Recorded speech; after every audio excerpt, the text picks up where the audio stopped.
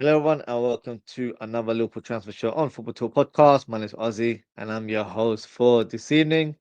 Now, it looks like shit just got real tonight. The shackles are off, and Isak has finally spoken. So it's only right that I read out the statement exactly how it was presented online. I'm going to do it with some pleasure as well. So let's bring the quote on right now. So that's Isak there. Of course, it's not his real appearance. They didn't make the PFA awards today, but this was his statement. So, quote unquote, I'm proud to be recognised by my fellow professionals with a place in the PFA Premier League Team of the Season for 2024/2025. First and foremost, I want to thank my teammates and everyone at Newcastle United who has supported me along the way. I'm not at the ceremony tonight with everything going on. It didn't feel right to be there. I've kept quiet for a long time while others have spoken. That silence has allowed people to push their own version of events, even though they know it doesn't reflect what was really said and agreed behind closed doors. The reality is that promises were made, and the club has known my position for a long time. To now act as if these issues are only emerging is misleading. When promises are broken and trust is lost, the relationship can't continue. That's where things are for me right now, and why change is in the best interest of everyone, not just myself, Alexander Isak. Now, very loud and clear in terms of what he has said there. And it's pretty much something we've discussed on the shows in previous weeks because it's quite obvious in terms of why he's behaving the way he is. People thinking that he's just being, a bit of a nuisance by, going AWOL and not doing things that he's been told to in terms of turning up for training stuff because he's got an attitude or he's unprofessional. I always thought with him that if he's acting in this way, it's because something was promised behind the scenes. Just like Harry Kane had that gentleman's agreement to make the move whenever a bid was placed for him. It's a similar scenario here where Alexander Isak was probably, given some assurances that if a bid was placed for the striker, then they will definitely, look into the deal and try and get the deal to facilitate the transfer in the end. But that hasn't been the case, and that's why he's acted or he's behaved the way he has. Now, in terms of the statement, that sounds like Isak has just slammed the door on Newcastle. End of the chapter. No more sequels after this. He's ready to start fresh and become a star at the Red Fortress, which is better known as Anfield. Now, Newcastle fans have been saying that this is the end game. Well, you damn right it is. No more foolish games because Newcastle have been holding on to their life, thinking they can let the clock tick and let the time go on before you know it, the windows closed and Isak's still a Newcastle player. Well, let's burst that bubble because that's not how it's going to play out. For me, Isak will be leaving Liverpool and he will be joining. Sorry, he will be leaving Newcastle and he'll be joining Liverpool very soon. Now, in terms of Newcastle fans, they've been quick to insult us and Isak in regards to the whole situation. But if you look at the current situation with one of their prime target in Johan Wissa, he's doing the exact same thing, maybe even a little worse. So I don't want to hear Newcastle fans saying anything about that. They're not saying, oh, he's doing anything wrong or anything to that nature. All I'm hearing is cricket. So that shows, little, fans can be hypocrites in these kind of scenarios. But I do want to raise a question for everyone in the chat. And let's be honest, the current situation is that Isak has revealed his card. He wants to leave Newcastle. And, let's be honest, Richard Hughes is probably putting the rubber bands around the stacks of money to place into his briefcase because, Liverpool are ready to do business now. But the big question is, how much do we need to take in order to place that offer officially on the table? Newcastle will want around £150 million, which is never going to happen in a million years. I think that's a very far-fetched amount that they're requesting for, so they can keep on dreaming. For me, this statement feels a little bit stronger in terms of the stance in comparison to handing in a formal transfer request because it's been made so public now. So why don't Liverpool take advantage of this situation? And do we not have the upper hand on this deal? I think we do. Isak has revealed his card. He clearly wants out. So let me know in the chat, how much do you think Liverpool should place in terms of the opening bid? Now, some would say, we could be a little bit cheeky and place a bid of like 90 million pounds or 100 million pounds, because we're in the driving seat, and Isak has made it very clear that he only wants to join Liverpool.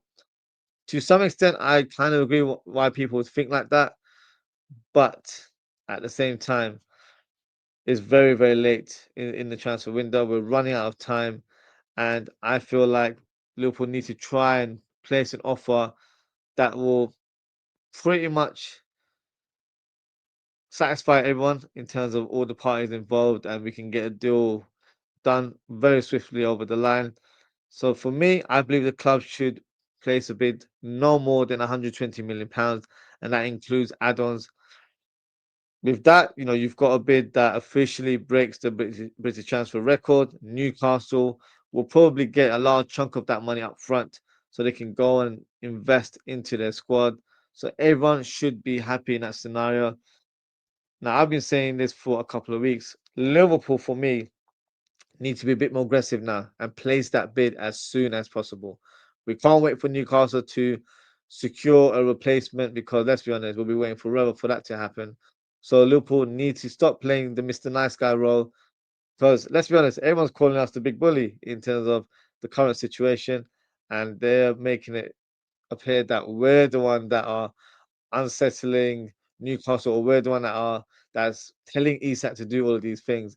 It's none of those above. So in this situation, Newcastle have been playing a victim, and everyone seems to have fallen for it. Now that we know what's real and what's not, Liverpool should shift their stance and be a bit more aggressive in placing that opening offer and get that deal over the line. So the big question is, will it happen? Will Isak make the move to Liverpool? For me, 100%. My stance has not changed since the start of this summer window, and I believe that Isak will be our number 9 very, very soon. So yeah, let me know what you think in terms of the latest update. It feels like a bit of a bomber because the statement kind of came out of nowhere. Are you confident that Liverpool will sign Isak, or do you think this saga has not ended, and he will remain as a Newcastle player? Feel free to let me know in the chat. But before we move on, huge shout out to the Egyptian King, Mohamed Salah, who was crowned PFA Player of the Year tonight. He is the first player to win the individual trophy 3 times, and he beats the likes of Thierry Henry, Cristiano Ronaldo, Kevin De Bruyne, and Alan Shearer, who have won it twice in their careers. So another record broken, and more to follow, inshallah, for Mohamed Salah. But also, shout out to Van Dijk, Kirkez, Gravenberch, McAllister, Salah, and Future Red in Alexander Isak for being named in the PFA Team of the Year. It's a beautiful sight to see, these players getting their individual accolades. So the future is bright, the future is clearly red. Now, on to the next rumor, and that is regarding Marc Guehi. Another transfer saga this summer, but the current development is that Liverpool are hoping to secure the signing of Marc Guehi as early as this week. Liverpool were initially hoping to pay around £30 million. A fee closer to 40 million in total is expected with add-ons. So my thoughts on that, no huge surprise. I've been saying it for quite some time now that I don't think it will be anything of the region of 30 million pounds. I think that's way too low, and I'm quite surprised that Liverpool went with that initial offer, or that is their sort of price range for signing Marc Guehi. I always thought it was going to be 35 million to 40 million, in that kind of region, and I think that's what's going to end up happening in the end. I think we'll place an offer of 35 million plus add-ons that equal to 40 million. So a total deal of 40 million should be enough to secure the signature of Marc Guehi. Interestingly, in Crystal Palace's last fixture against Chelsea, he was called or shouted by Glasner to come over and give their high fives or whatnot after the game. but he went straight through the changing rooms. So a lot of fans were suggesting that maybe there's a bit of an issue between the coach and the player. I think we were probably reading into it a bit too much. I don't think there was nothing to that nature. But what I do know is that Marc Guehi certainly favours a move to Liverpool. There's been interest from the likes of Chelsea, Newcastle, and Tottenham reportedly made an offer or tried to discuss some sort of terms with the player to see, if he could be swayed to join the North London side. But the message has been clear, like it has been for all our signings this summer. It's always been Liverpool. So that is the stance. It's always Liverpool for Marc Guehi, and hopefully we can get the defender through the line because his addition to the squad is what we need right now. We've got decent numbers in our defense. We've got the likes of Van Dijk, Konate. We've signed Giovanni Leone, who's of course a future star in the making, but maybe it's too soon to blood him into the first team right away. We've got Joe Gomez, who's just returned to the first team, but of course his injury history is questionable, so we can't rely on him to be one of our first four choice centre backs. Um, so for me, signing Gay, that's five centre backs there, plus Endo and Robertson could be makeshifts, if required. So I feel like that would be the perfect blend in terms of the centre backs that we would have in our squad. Everyone will, I think, will be able to play alongside each other. I think it's a good blend of youth and experience in the squad. So yeah, I'm really, really hoping we get Mark Gay, and I just feel like it gives us a lot more assurance in the back line, but also just to think about other roles in the team. Mark Gay can actually cover defensive midfield if required as well. So if that's a role where we feel like we're lacking a defensive minded player in the midfield, he can play in that role on occasions as well. So I think this still has to be done. I'm pretty confident it will be done. If I was to make a prediction, I think we'll get some sort of announcement early next week. That would be my prediction. The Isak one, I think we'll get some sort of news of an official approach this week. But in terms of the conclusion, I think maybe next week or just before deadline day, unfortunately, because I'm looking at the date now. We don't have too much time. So I would say late next week is when we find out if Isak is going to join Liverpool. So yeah, fingers crossed. We can get both players on the line. Now whether we sign a third player remains to be seen. I still feel like an attacker would make a lot of sense for us to add to our squad. But if it's Mark Gay and Isak, I'll be honest with you, I will be content with that. I think we've got enough numbers to cover plenty of positions. So I think going forward, it would be more or less a complete squad, in my opinion. But only time will tell. Hopefully, we'll get some official news in the coming days. Now, on to some official news, and that is regarding Ben Doak, who has completed his move to Bournemouth for a region of £25 million. But from a Liverpool's point of view, Liverpool have inserted a buyback option. So my thoughts on the deal, I think it's a great deal for all parties, to be honest with you. It's a great deal for Ben Doak because he moves over to a club where he should be in the first team, in my opinion. They've just sold Otara to Brentford, so there's clearly a vacant space in the attacking positions there. So he'll be playing under a very interesting coach in Iraola, who has really cemented his philosophy at the club, and you can see, they've got an identity. They play very good attacking football, very, very, difficult team to come up against. I know we beat them 4-2 last weekend, but generally speaking, they're always a tough opponents, in my opinion. So I think it would be a good signing for Bournemouth in terms of having that Otara replacement in Ben Doak. And of course, it might have an effect going forward because with Ben Doak joining Bournemouth, you've got Otara practically leaving what he's left now, and he's officially signed for Brentford. So with Brentford, trying to sell Wissa, um, they'll have the finances to try and get someone else in the end as well.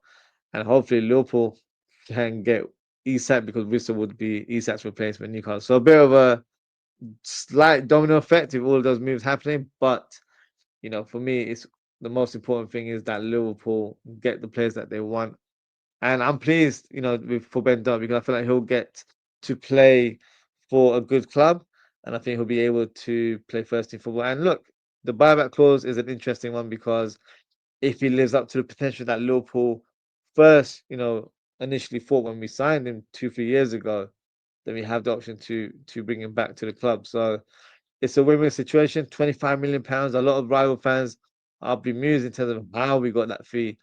But of course, little do they know, Liverpool know how to do business. We're very smart and very sort of ahead of the curve when it comes to investing in young players and then selling them on for bigger transfer fees.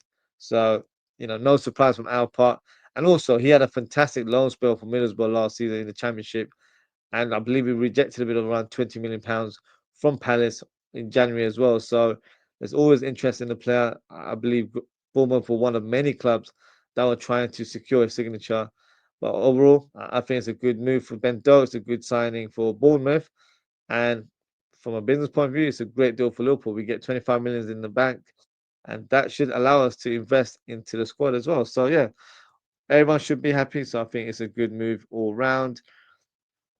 Now, in terms of developments in our own squad, Federico Chiesa, who scored a fantastic goal against Bournemouth last Friday, has confirmed that uh, he would like to stay at Liverpool. So that is his stance right now. He has presented a clear desire to remain at the club and fight for his players.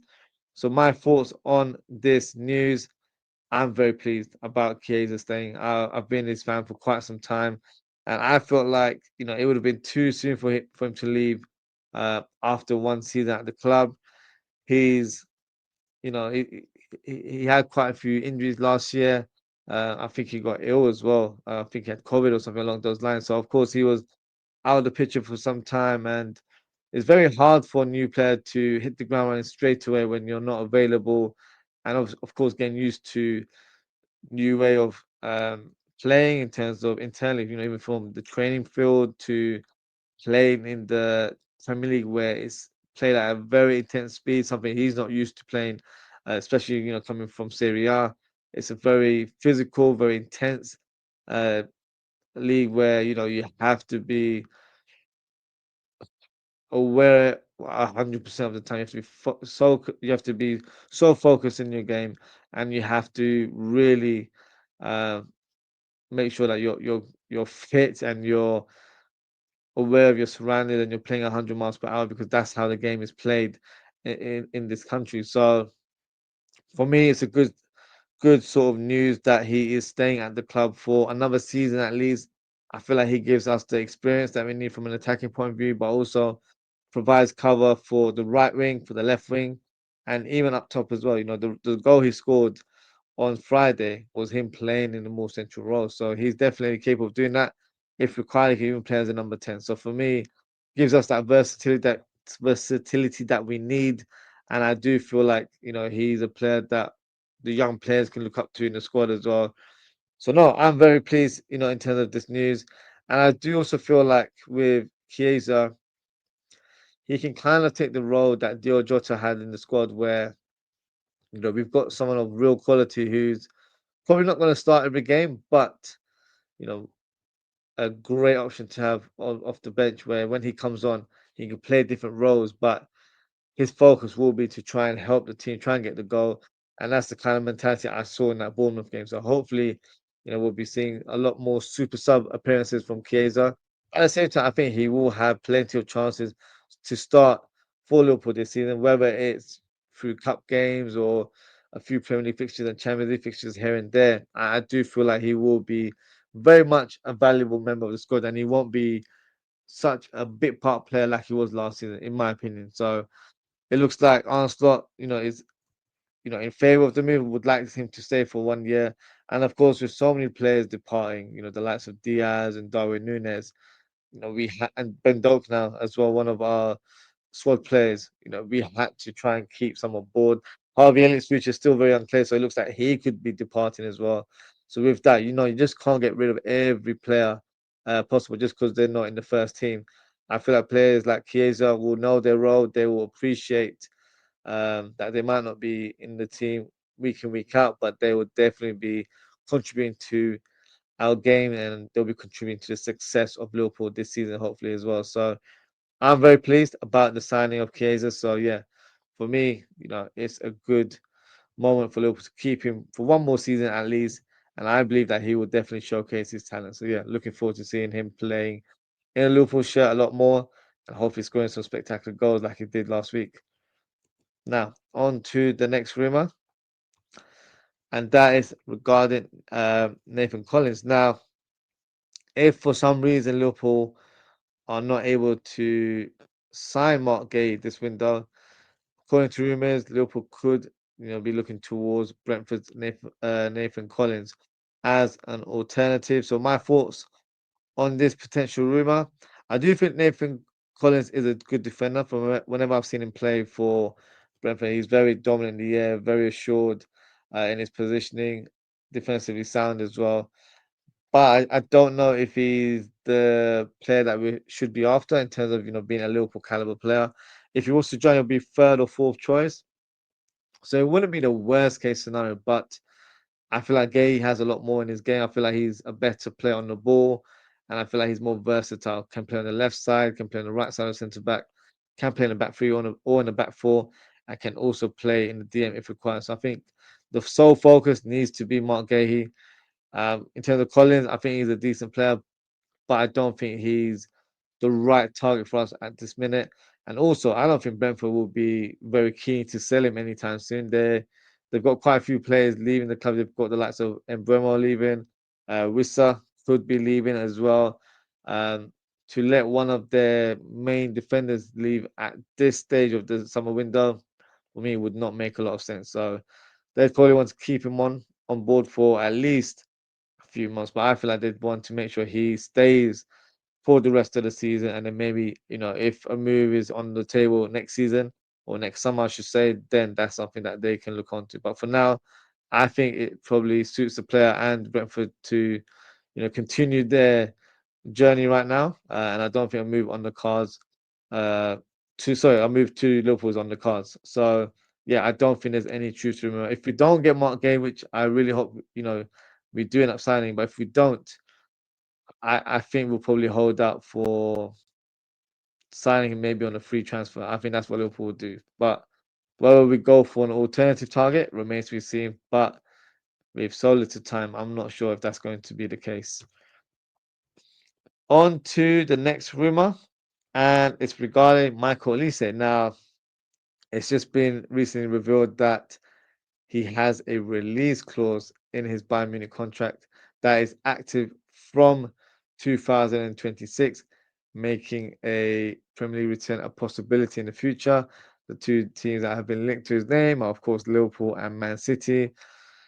So my thoughts on Michael Olise possibly joining Liverpool next summer, I'm all in. That is exactly the player that I want to see in a Liverpool shirt. That's the player that I would put in my number one position to replace Salah as his long-term successor. So I'm all on board to have Isak. Of course, I'm on board to have Isak, but I'm all on board to have Olise in the team as well. And something I mentioned last week, where I thought maybe Liverpool should, try and sign a profile where you've got a left or right winger that can play on the left, so he's covering two positions for this summer, and then it gives Rio the pathway for that left wing, which does sound like a great scenario there. But at the same time, if Elise is the one that they've earmarked as the guy to sign next summer and to replace Salah in the near future, then I'm all in. So for me, if Elise is in the team, it should secure that right wing position for years and years to come. He's only 23. 24 is a very young man. So he's 23 years old. So he'll be 24 end of the year. So, if he was to join next summer, he would join as a 24-year-old. So he's not even hit his prime years at the minute. And from what I've seen in a Bayern Munich shirt, forget Crystal Palace. So when I saw him at Palace, I've always said this for a number of years. I think he's an unbelievable talent. And when they bought him from Reading, I thought, you know what, it's a smart signing. And his opening season for Palace, I thought, yeah, he looks a very, very talented player. But his quality and his stock has just risen to a great speed, and I feel like he could definitely be one of the best right wingers for years to come. Of course, you've got Lamine Yamal, but I do feel like he wouldn't be too far off. I think they're in that same kind of bracket. I feel like he's a very, very special talent. So for me, Olise would be my number one choice. So let me know what you guys think. Would you be on board to sign Michael Olise next summer? Feel free to let me know in the chat. Now, on to the next rumor, and that is regarding Kostas Tsimikas. Now, the current report is that Liverpool are, or should I say, we are expected to see some sort of acceleration as Liverpool are open to a potential loan deal for Tsimikas. The left back is prepared to leave as Kirkis and Robertson will be the left backs for Arne Slot. Now, my thoughts on this, I'm a little bit surprised that it's a loan move that Liverpool are after because he's not the youngest of players. Let's be honest. I think he's 29 years of age, uh, and I think because of his age group, where he'll be heading into his 30s next year, I don't feel like it's worth having him sort of out on loan and then thinking maybe he could come back next year. Because I do know with Robertson, this is his final season, his current contract. So if he's not offered a new contract, he will be able to leave on a free next summer. I don't know what the club's stance is regarding Robertson, if they want to keep him on board or not. But my inkling would be that one of these players will definitely be leaving at some point. So a loan move surprises me a little bit. I think a permanent move would make the most sense for Simicast, but let's see what happens. Because I do feel like if Robertson decides to leave at the end of the contract, I'm expecting Liverpool to sign a young profile to challenge Kirkes for that left back position rather than having a 30-year-old in Simicast, providing cover. If they value Simicast that highly, why wasn't he kept on board and why wasn't Robertson sold instead? So, not quite sure in terms of the loan move. I think a permanent move makes more sense. But we'll get some clarity. I think there's strong rumors that he'll be leaving very, very soon. So it's just a matter of time of us receiving some official news. And also, we're not quite sure in terms of what his next destination will be. It looks like it could be Nottingham Forest, but there are teams in the Premier League as well as teams across Europe that are interested in his services. So we'll get some clarity, I guess, in the next few days. And the final rumor of today is regarding Ibu Konate. Now, Ibu Konate has apparently been offered a new contract from Liverpool. The player um currently earns around 70 to 75 thousand pounds per week, and it believes that Liverpool are willing to double his wages, so he'll be earning around 150k. So Konate is mulling over that offer. Uh, but at the same time, it looks like he could be holding up for more. Uh, Liverpool trying to avoid a repeat of the Trent Alexander-Arnold situation. So if there is a chance that, let's say Konate isn't on board and doesn't want to sign a new contract, apparently there's a slim chance that he could be sold before the window shuts if he has not renewed the contract. So my thoughts on this rumor, I don't believe he'll sell Konate. Even if he signs or he doesn't sign this new contract, he's not being sold. I feel like he's too valuable at this stage for us to just sell and think we can go for a title charge without having stability in our defensive line. We've just signed Leone, is a young kid. Joe Gomez is in and out of the team due to his injury record. Konate and Van Dijk have formed a formidable partnership. Of course, Gay would be a welcome addition as well, but I feel like if you're going to sell Konate, you will have to sign another centre, which in total will be three centre backs in one window. So for me, that's not an option. And I know fans will be like, well, look, if he's not committed, if he's not willing to be at the club for the long term, why are we keeping him? Why not sell him right now so we can get some money and then maybe sign someone before the close of the window? I understand that point because I probably had that viewpoint early in the window where I said to myself that if he's showing zero indication that he wants to sign a new contract, then the best thing to do is sell him now so we can get the money and reinvest into a squad. But with the time, being so late in the window right now, I don't think it makes sense to do. I think it makes more sense to keep him on board for one more season. And if he decides to leave, so be it. It is what it is. If he decides to stay, I'll be over the moon about that. So for me, only time will tell in regards to his stance. I hope he does sign a new contract. I would rather keep him because I feel like he gives us that stability and gives us a stronger chance of winning silverware this season. If we were to sell him, I don't think we'll have adequate time to find the right replacements in the squad. So therefore, I'd rather take that hit where, even if we were to sell him, I don't think we'd get more than 40 million for him. So I'd rather take that hit because you'll be able to recoup that 40 million from winning, silverware or going further in competitions like the Champions League very, very quickly. So for me, yeah, keep him on board, make sure we've got a solid team throughout the season, and then look, whatever happens, next year in terms of next summer, we'll just have to wait and see. But I feel like we need to try and keep him on board. It's too late to sell him right now. And yeah, hopefully he does stay, and hopefully he does sign the new contract because I do rate Konate very highly. I think he's one of the best centre backs in Europe.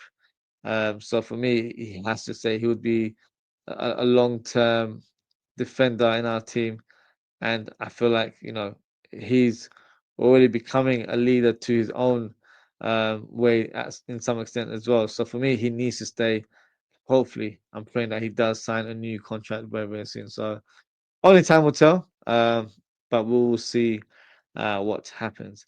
That is the final rumor. Just got a couple comments there before we close the show. AR said, big up Ozzy and chat. Big up yourself, AR. Hope you're well.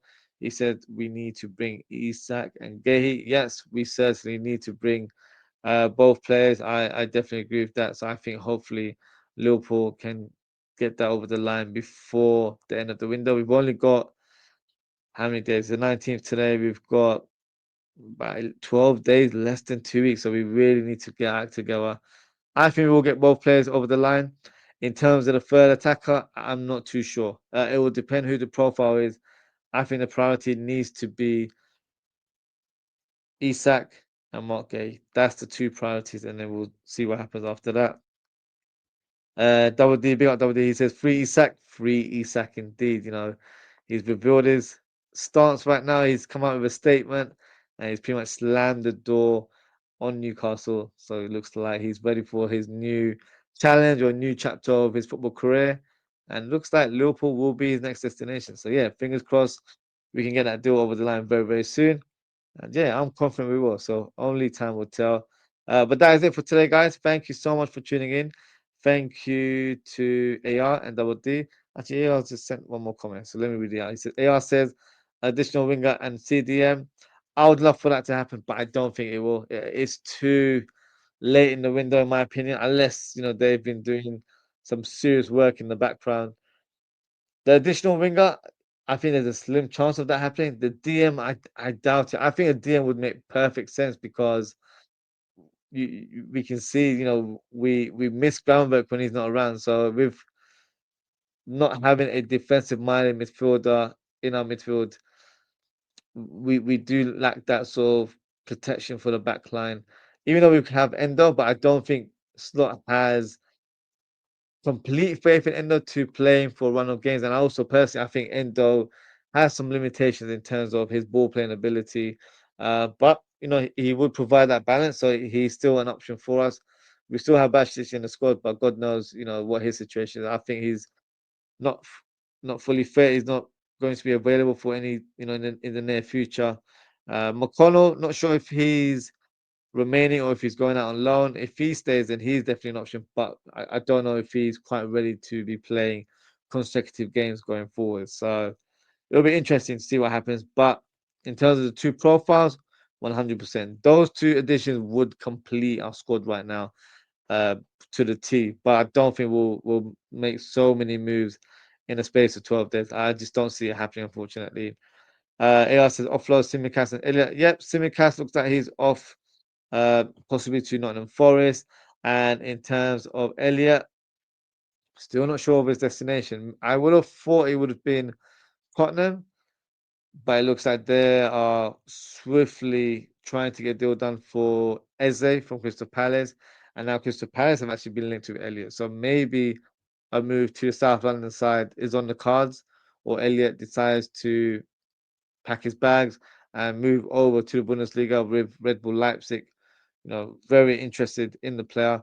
But I think Leipzig are waiting for the Xavi Simon deal to happen. It's not concluded yet. So I think once that deal happens, maybe we'll get a bit of a development, because if it is the Bundesliga move, then I think Elliot will be announced very, very soon. So let's see what happens. But I don't think we'll be able to sign Isak, Guehi, and an additional winger and a CDM.